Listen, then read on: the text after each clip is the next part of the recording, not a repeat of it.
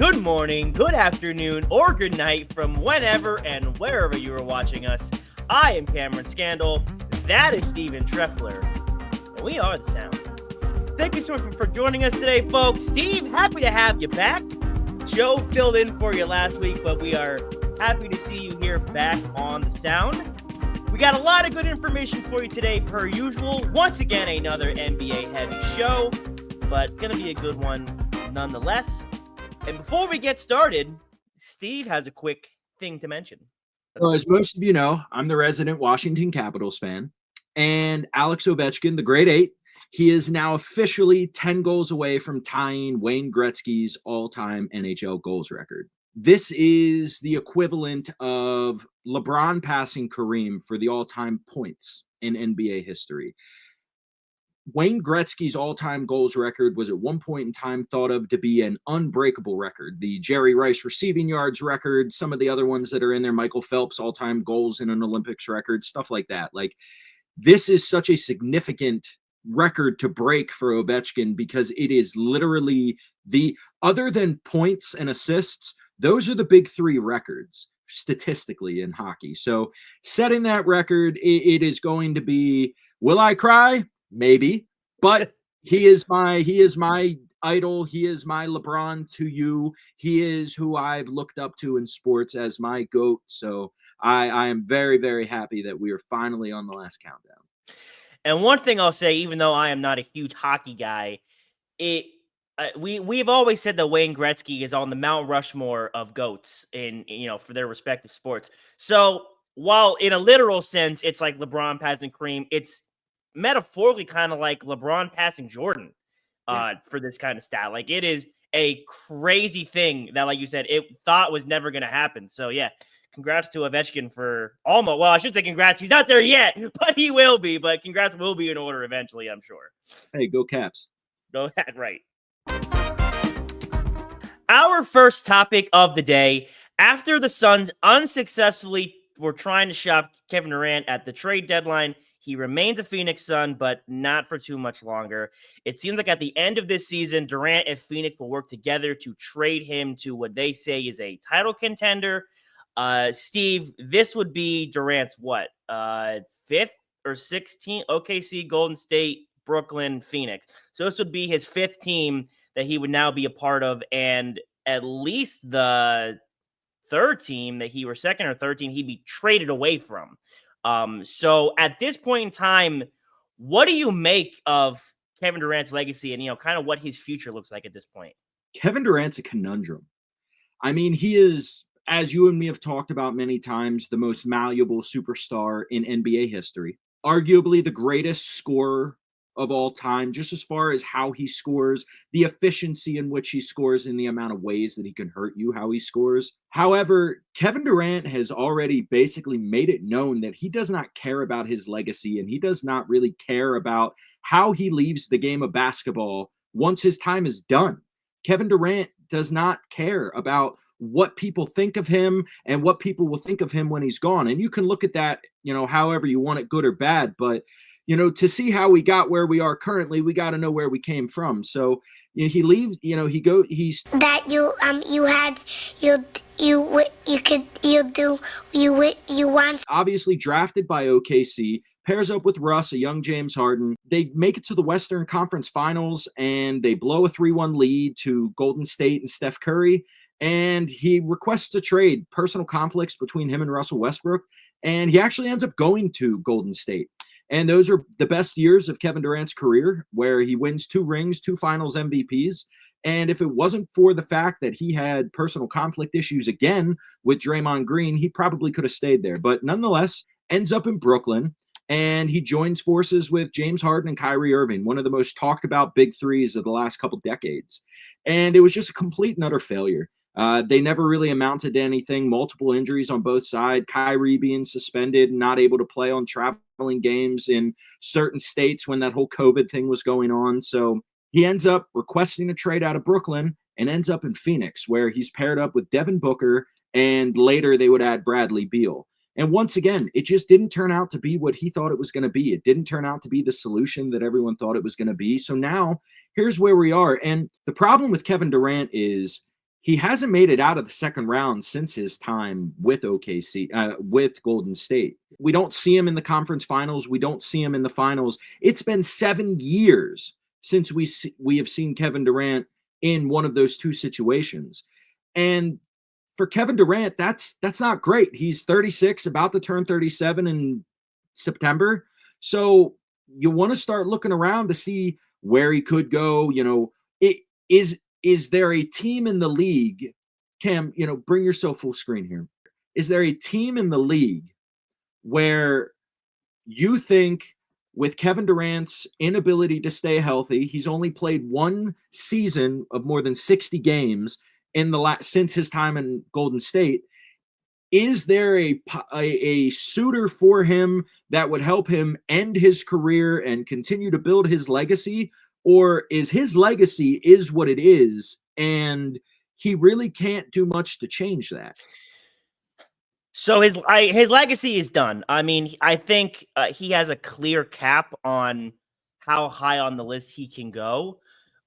In terms of teams to help him go further, like he would have to go somewhere where he is far and away the best player with no one else really in question to take that title, and it would have to be a team that was a borderline or fringe contender, or maybe not even, that he then catapults to a new bracket. Like, off the top of my head, he goes to Miami and Miami makes a run at the finals. Like, is it legacy altering? Probably not, but it's something. It's something a little bit extra. But Kevin Durant, like I said, has a very clear cap on where he can go all time. And you had said, like, he is the most valuable superstar ever, and it's just a weird conversation and a weird predicament that we're in for Kevin Durant. And Steve, before I take over, I want to say this to you that I thought of while I was taking my notes. I want to see your reaction. Kevin Durant might be the worst second best player in the league of all time. Think about all the other times throughout all the years of, clearly it was like, Magic, Jordan, LeBron, whoever, and then whoever would be right below them. You are still saying that player and that team that they are a part of are, could be contenders, or they have an argument to be number one, or whatever it is. Kevin Durant, while some people believed he was the best player at the time over LeBron, he was not. No one actually said, well, a team with Kevin Durant on it can really make a run at the finals and you can really be successful. And that has always been the black mark on Kevin Durant's legacy of, can he truly be the leader to get you to that next spot? And he never really had that. So that is the number one thing on his resume that we say, yeah, he can't go any higher than that. But in terms of also where he goes all time on that list, Kevin Durant's the only person that we judge all time by purely the way he plays the game of basketball. Like, I'll throw up what Steve and I kind of agree on our top 15 NBA players here. And if you look at this list, all the guys above him, you can say, like, okay, they have this quality or this intangible or this something about them that sets them apart, that clearly that's why they are where they are. Kevin Durant has none of those things. The first time anyone ever who comes to you with an argument of, here's why I think Kevin Durant should be higher, Steve, you have brought it up. It's because he is a really good scorer, because he's 7 feet tall and can shoot threes from half court. It's because, as we had mentioned, he can fit in any sort of situation. But again, that's more about the way he plays basketball than about Kevin Durant, the player. There is no one else that we make that same argument or that same logic for, where it's just, yeah, it's all about how you play the game. I think that even though we judge him on purely his skill, that in a way is also a part of his legacy and a testament of, well, he was so good that he can just have that and be where he's at. Sort of like what we say about Mahomes, in a sense of, like, yeah, everyone agreed right away he should be in that conversation, so that should add to his legacy. It's the same thing. Everyone agrees Kevin Durant's a really good player, and that's why. That should be helpful. And to kind of put that into perspective, I use this analogy a lot when people try to say about, well, if these players would have played one-on-one, player X would win, so they should be better all time. I always say, so look at that conversation between Kyrie and Shaquille O'Neal. You play them one-on-one, Kyrie gets the ball first, they play to 11, make it take it. Kyrie is going to win 11-0 easy. But no one actually believes that Shaq is a better basketball player than Kyrie Irving. He's just huge and dominant and is going to back Kyrie down and score, and that's how he could win if he has the ball first. Kevin Durant in that analogy is Shaquille O'Neal, and the rest of the top 15 is Kyrie Irving. While everyone else can have the claim of, well, I can do this or do that and be better than you, Kevin Durant is going to just say, well, I'm going to back you down, and because I'm 7 foot and can score from anywhere, so I deserve to be here. So, like I said, Steve, it's a very unique position Durant is in, and there are really no other all-time guys that we kind of look at or view in that same way. Kevin Durant, when we look at the guys that you and me were talking about earlier, those top 15 guys, there's something else that all of them have that you and me have really never seen from KD, and that's that leadership. That leadership quality that you rally the troops, you put everybody on your back, and you do you to carry your team to a win. Kevin Durant doesn't, that's not him. That's just not his style. He wants to go out there, be the best basketball player he can be, and hope that the chips fall where they may around him. There is for Durant to say, I don't care about my legacy, I'm just here to play basketball, the world can view me however they want, I know who I am. That is to be applauded for sure. Like, it takes a legitimately strong-willed and, what's the word I want to look for? Like, mindful person to acknowledge their, I don't want to say limitations, acknowledge their position in this life. So while, like I said, I applaud Kevin Durant for having that mindset, we, as in sports fans and sports media members, are allowed to judge him accordingly based on what he then does with that mindset. Like, if he wants to say that, fine, but then we get to still judge you fairly based on everybody else. Agreed. This was a really shocking stat that I wish I could have found time to bring up, but I forgot about it. So so these are some other players that are Kevin Durant's top 8 all-time scoring. Here's some other players that are top 8. It took Durant 1,110 games to get on 8th all time, right? It took Dirk over 1,500 to get 6.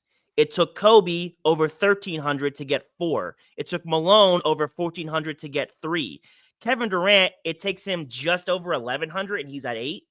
Like, it's insane. Carmelo is top 10 and it took him almost 1,300 games. Moses Malone over 1,300. He's 11. Like, that's such a crazy stat. Like, he has 6 first team, 6 top 5 MVP finishes all straight in a row. And that's all basketball. Like, it's all play. Like, it's nothing to do with, like I said, anything else. It's all basketball. Moving on to our next topic, Steve, a sensitive one for you, perhaps. The Philadelphia 76ers, very unclear future for them and where and what direction they are headed in. Joel Embiid officially done for the season. Paul George battling injuries for what seems like this entire season, now kind of sort of back, but the Sixers for sure are not back as a whole. Steve, as I said, that Philly does not know where they're going right now. Their fans don't know what to think or what to expect. How do you feel about the future of the Sixers franchise, and where do you think they should go from here? Terrible. That's how I feel. Yeah? Yeah, I mean, listen, I'm going to speak from the heart here, guys, all right? I'm the resident Sixers fan. This is something that's near and dear to me. I've been talking to Cam a long time about doing something on this, so unfortunately, Philadelphia needs to go into a full reset. There have been years and years and years of the Philadelphia Sixers front office making poor choices, trading away young talent, investing in the wrong guys. Obviously, Paul George with a $202 million contract over 4 years. I was literally just talking to you the other day, Cam, about when is it appropriate to stop rooting for a team? Because that's where I'm at. I am at a point where I want to give up on the Sixers. And to understand why, you have to understand where we've been. In 2009, draft Drew Holiday. 4 years later, he makes his first All-Star appearance. Then we trade him for Nerlens Noel, who couldn't play his entire rookie season, and we sent them a first-round draft pick with him. 2 years later, 2011, we draft Nikola Vucevic, one of the most talked about big men coming into the draft that year. We cut his playing time drastically halfway through the season for whatever reason. So 2 years later than that, 2013, we draft Michael Carter-Williams. Dude wins Rookie of the Year. A lot of promise in him. But you know what we did? Halfway through the next season, we decided to trade him away to the Bucks. 2 years later than that, 2015, we draft Jahlil Okafor. Bust of busts. Yeah, not the biggest, but in Philly, he was supposed to be a game changer coming out of Duke, and he was terrible.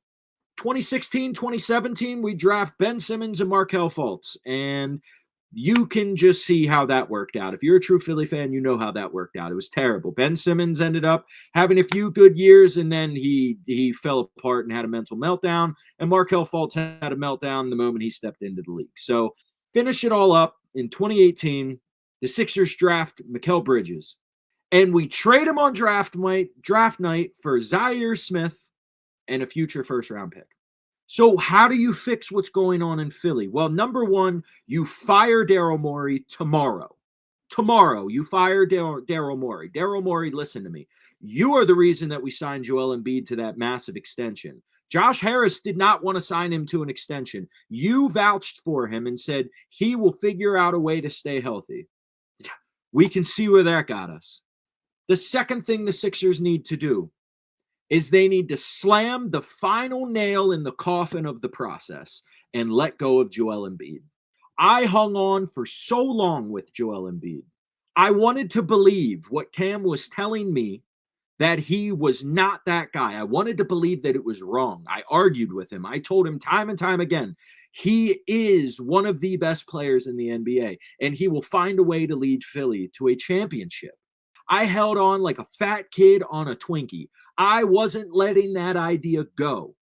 And I finally, in the end of 2003, the end of the season, I looked at Cam and I said, I don't want to be able to admit this, but you were right.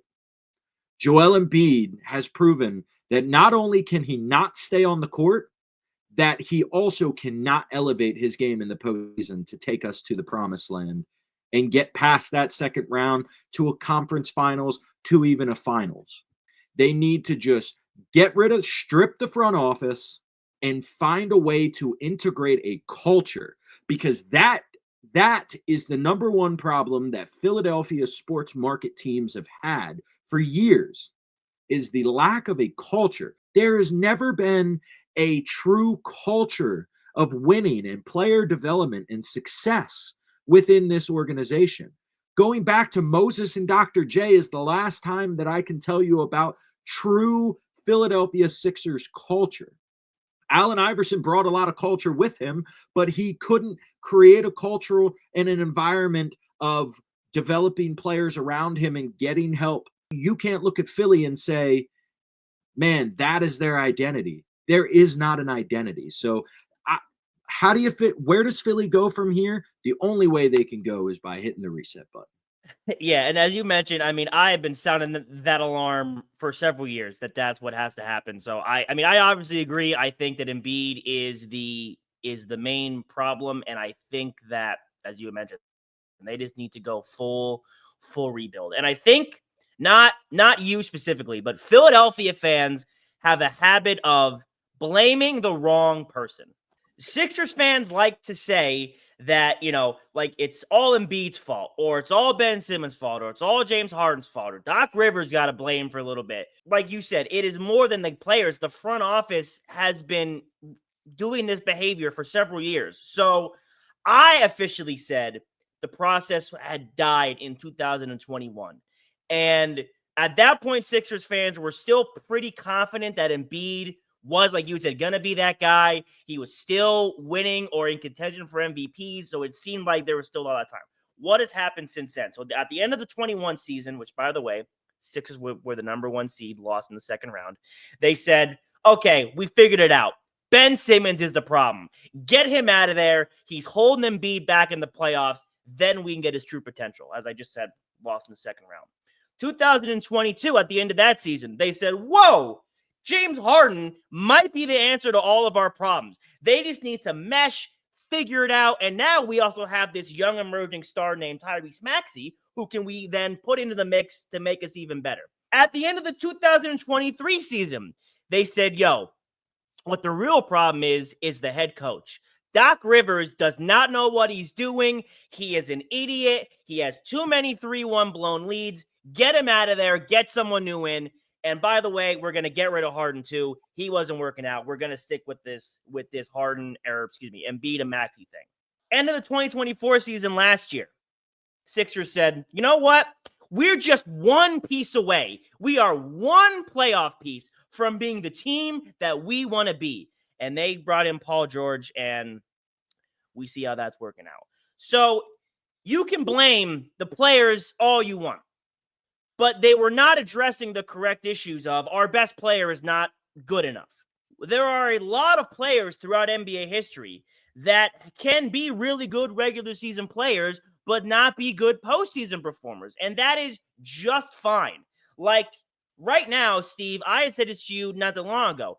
Donovan Mitchell is a player that, while as good as he is in the regular season, and while I respect his game and he is a top 20, arguably top 15, 10 player, however you feel, you will never be a team where Donovan Mitchell is your best player and you're going to be in finals contention. It's not going to happen. I love Donovan Mitchell as a player. He's not good enough to lead a team to the finals. And Embiid might be the most extreme example of that, of where someone has so much talent, but yet falls so short. The main point of this is at the end of 21, no one made them say that no one up until 21 made them keep Ben Simmons. It's not like that was the first year Ben Simmons had an issue. They decided to wait that long to finally get rid of him. No one told them at the end of 2022 what the answer was going to be is to run it back. There were still issues. They ignored them and said this might be the team to fix it. 2023, nobody was saying, well, you know what? Instead of changing the roster, let's just change the head coach. And then at the end of 24, no one was saying we are a Paul George away from the playoffs. It was just never the true reality. And Steve, I will end it with this. The Sixers are not a piece away from contention. They are a centerpiece away from contention. No, you're right. As Philly fans, we blame the wrong people, but we want to place blame wherever we can find it. There always has to be someone who is to blame. And it always ends up being the wrong person, like you said. This time around, it just seems like a culmination of bad choices leading back to when we let Jimmy Butler walk for Tobias Harris. I mean, it is painful to watch your team over and over again make the wrong choices. And we want to believe that they're the right choices. But like you said, Philly they are not one piece away. They are 10 years away from really, truly contending in this league. Moving on to our third and final topic, it is everyone's favorite game show. Who is that? Who is that is where Steve and I try to guess the NBA or NFL player in 5 clues or less. We have stopped keeping score. It didn't seem too fair. Our second installment since we have come back. Steve gave the clues last week. I will give the clues this week. And Steve, I hope you're ready because I think I got a good one here and some good clues for you. So are you ready to play? Who is that? Oh, yeah. Let's go. Let's get into it. Clue number 1, some basic information. I am a 10-time All-Star, a 4-time All-NBA team member, and a 1-time champion, averaging 26-3 for my career. Okay, 10-time All-Star. They were top 25 player in the league for a large majority of their career. 4-time All-Star, so that means for only a smidgen of their career. You got that backwards. They were a 10-time All-Star and 4-time All-NBA. I'm assuming the All-NBAs were like second and third teams. If I remember correctly, I think it's Chauncey Billups. It's not Chauncey Billups, although it's a decent guess. Clue number 2. I had a 19-year career, while playing for 4 teams over that time? Vince Carter. Not Vince Carter, but once again, another great guess. Clue number 3. I participated in 3 3-point contests, winning 1 in 2010. 3. Oh, that.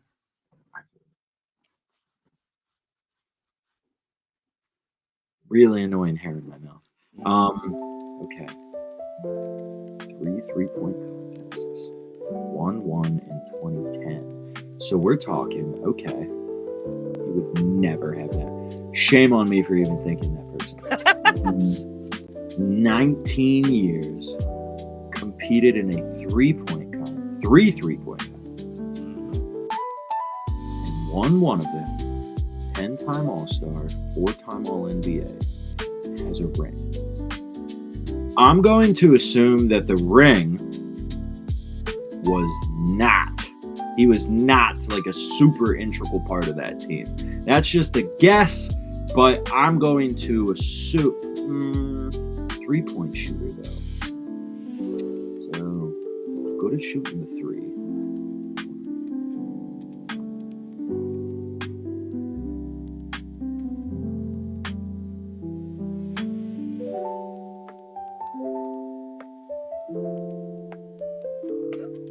You keep like almost saying something. Who? Derek Fisher. It is not Derek Fisher. Clue number 4. I retired in 2017 and was inducted into the Hall of Fame in 2021. Oh boy. Is it 4 years after retirement that you are allowed to make the Hall of Fame? Is 4 years the requirement? I actually don't know. Maybe that would be the timeline for this. Because if it is, that means that he was a first ballot Hall of Famer. That's significant in this. But the 19-year thing is what's throwing me off. That's the part that's giving me struggles right now. Because that means they would have had to start in 98. But there's no... Ray Allen. It is not Ray Allen. Clue number 5. I have 1 Finals MVP and famously had to leave a Finals game.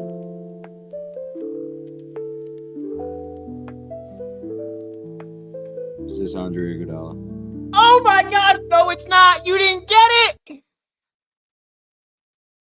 I thought the last clue was gonna be a giveaway. Finals MVP. This person won the Finals MVP, and they famously, notoriously, had to leave. I think it was a Finals game. It may not have been a Finals game. I think it was. They were wheelchaired off the court for a non-injury. Paul Pierce? Paul Pierce. My most disliked NBA player of all time, Paul Pierce. Oh, that was a good one. I did not know he competed in 3-point contests. I didn't either until I was trying to look for clues and I was going through his basketball reference page. And I was like, oh, look at that. Those were good clues because you could have given that away a lot easier. But those, yeah, man, I thought I did a really good job at making them be a little bit more telling as I went. Like I thought by clue number 4 with the Hall of Fame thing, because you were on the right track. You're like, he had to be first ballot, had to be really good. Like, but when you, I don't think you saw me when you said he couldn't have been an integral part of the team. I went and like leaned into the screen. I didn't even see that. Who were you thinking when you were like, how dare I even think of this player? You would never have that. Shame on me for even thinking that person. Danny Green. Yeah, that is disrespectful. That is kind of you know what though? I almost did him. He came in my head when I was trying to think of people. Good clue. Good. Yeah, thank you. That was a good round. That was a great round. Hope you all enjoyed this episode of Who Is That? And that's gonna do it for us today, guys. What a fantastic show. What great sports information, cogent analysis. We hope you all enjoyed the show in today's episode. Once again, if there's any topics you want us to talk about, anything you want to hear us mention, let us know. Leave a comment, like, subscribe. Follow our Instagram page at @thesound_YT. You can stay updated there as well. And folks, always remember, if you are ever in need of intelligent and cogent sports analysis, we will always have you covered. Thank you so much for joining us today, folks. We hope you have a great rest of your day or night. Stay warm, stay safe, take care. We'll see you next time. Listen to the sound. I listen to the sound.